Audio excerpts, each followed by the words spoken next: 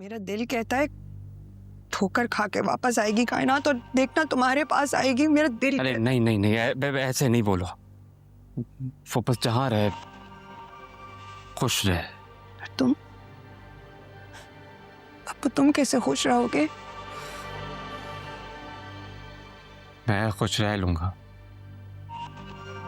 तुम बस अपने घर में खुश रहना। और इन बातों की वजह से ना कायनात से नफरत मत करना। और हाँ, ये बात ना अम्मा जी को पता ना चले, हमारे हक में यही बेहतर है। बहुत बदनसीब है कायनात, जो तुम जैसे इंसान को खो दिया उसने। पता है, कसम से बड़ी बदनसीब है वो। क्या हो गया? मत करो इस बारे में जिक्र, छोड़ दो उसे।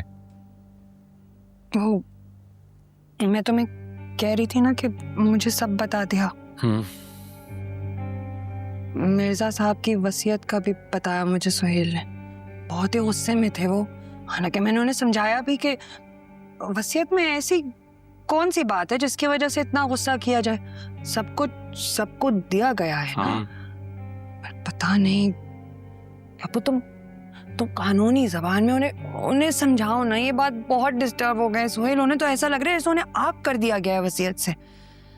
और उन्हें ये भी लग रहा है कि तुम उनसे बदला ले रहे हो, हालांकि मैंने समझाया है कि ऐसा कुछ नहीं है, पर वो नहीं समझ रहा है। बस मैं क्या कर सकता हूँ? मैंने तो सिर्फ वसीयत पढ़ के सुनाई थी जो मिर्जा साहब ने की थी। इसमें मेरा क्या है? मैं तो समझती हूँ, हाँ, वो नहीं समझ रहे ना। पप्पू, एक बात कहूं? देखो, ये बिल्कुल मत कहना कि मैं इस सारे मामले से खुद को अलग कर लूं और ये केस किसी और वकील को दे दूं, क्योंकि मैं ऐसा कुछ नहीं करूंगा। जबान दी थी मैंने मिर्जा साहब को। जबान तो तुम्हें भी दी थी मिर्जा साहब ने, कायनात के लिए।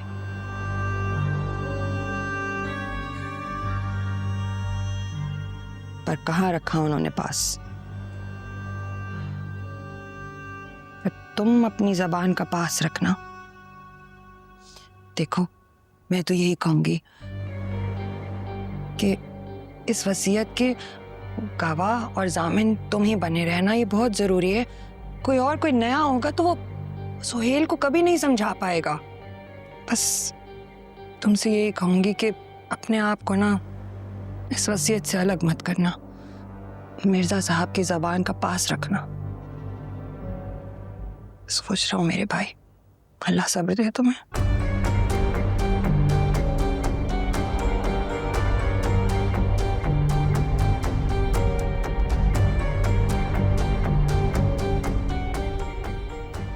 मिर्जा साहब, ये गिफ्ट डीड का कागज मेरे भाई के हाथ में देकर बड़ी गलती कर गए हैं आप। इस कागज पर मैंने अपनी तकदीर न लिखी तो सायमा नाम नहीं मेरा।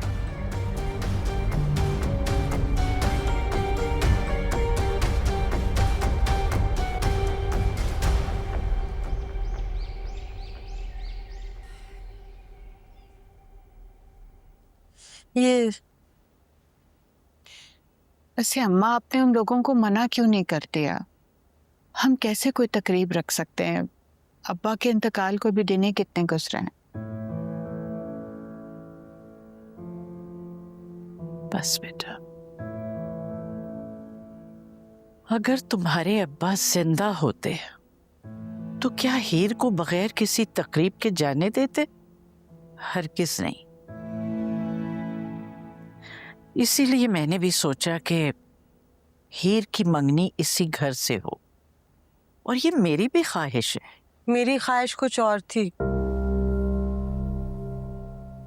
जुबैर में चाहते थे कि हीर हमारे घर की बहू बने। तैमूर भी बहुत पसंद करता है उसे। जब से उसके रिश्ते की बात हुई है, उसकी तो बोलती बंद हो गई है। कुछ खाता पीता नहीं, कहता कुछ नहीं है, उसका दुख दिखता है।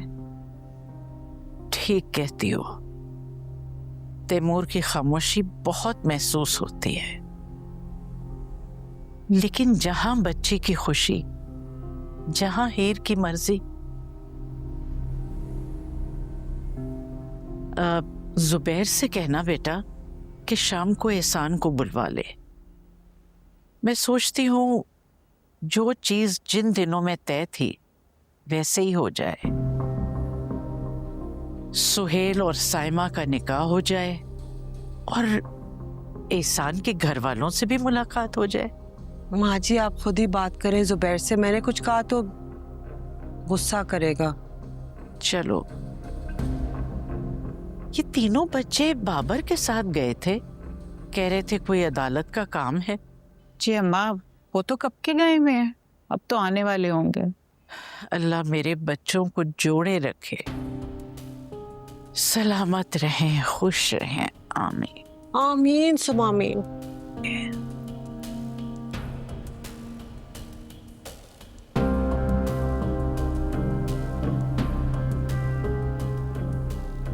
मैं देखती हूँ पिंकी क्यों नहीं आई चाय लेकर। नहीं ठीक है।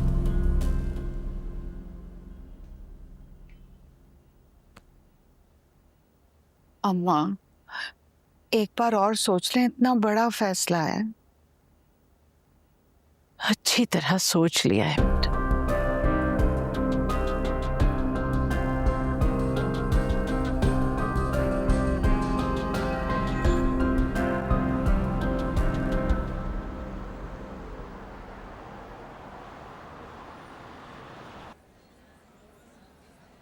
चलें जी, ये मामला तो हल हो गया। अब अपने घर वालों से आप लोग ही निपटिएगा। और हाँ, मेरी मदद की जब भी ज़रूरत हो तो मुझे बुला लीजिएगा। अरे नहीं बब्बू भाई, आपने बहुत किया है। आपकी जगह कोई और होता तो।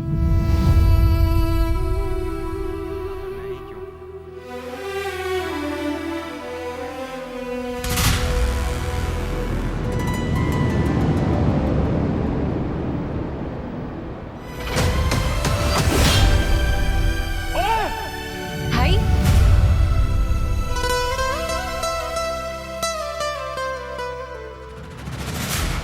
बब्बू, क्या हुआ भाई तुम लोग रुको।